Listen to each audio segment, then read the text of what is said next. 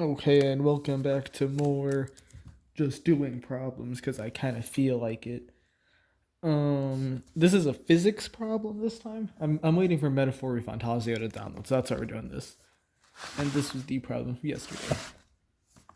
So two workers are sliding a 300 kilogram crate across the floor. One worker pushes forward with a force of 380 newtons, and the other pulls with a force of 350 newtons using a rope.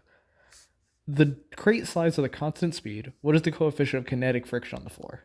So really, the big things here is constant speed. That's the make or break here. Because if you don't realize that, you're kind of screwed here. But as always, need to make a free body diagram. So you have a normal force. That's the weight. The weight, the normal force. And then we have our two forces here. And then the force of kinetic friction. So the summation of forces along the y cancel out. H force along the y equals normal force is positive, so normal force minus the weight, which then normal force equals weight. Let's just get this done. Oh, I forgot the calculator, which is why we'll be using 10. So that's 300 times 10. See, this is why you got to use 10 as the. Oh yeah, weight. Obviously, yeah. Weight is obviously mass times gravity, but this is why using 10 is amazing, because you're not going to have the time of the AP exam to go on the goddamn calculator, which is why we just use 10. 300, because 300 kilograms times 10 is just 3,000 newtons. So summation of forces along the x-axis equals... Well, oh yeah, we already wrote down the mass times acceleration equals mass times acceleration, which is also equal to the force applied, which is this dude, and then the force of tension minus the force of friction, which I believe is just this.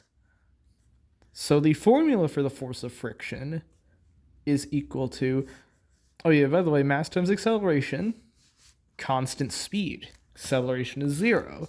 So technically, could just be rewritten as summation force along the x-axis equals 0, which is equal to the force applied plus the force of tension minus the force of friction. Pretty simple.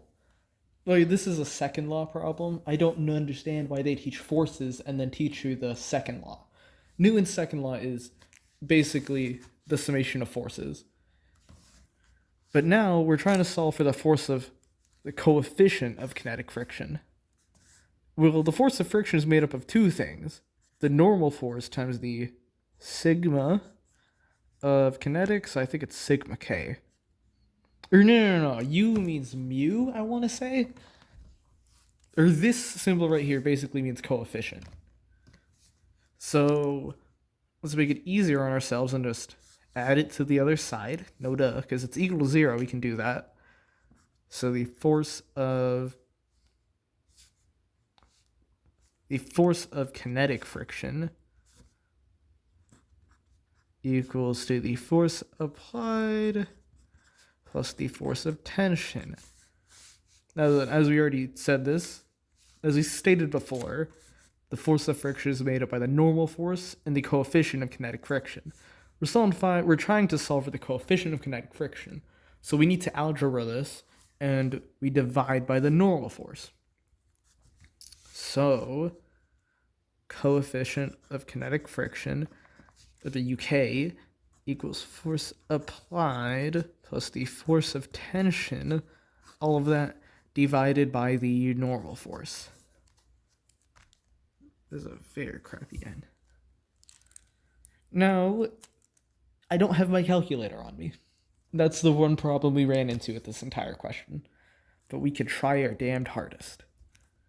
So, force applied is 380. Force of tension equals 350 divided by 3,000. I'm going to leave it there. Mainly because I don't have my calculator. I'm a little lazy. You could feel free to put this on your calculator, but I'm going to leave it here.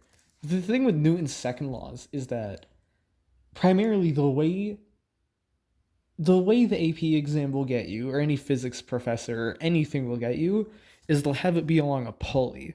So they would have this system, but let's say it's like our boys are up here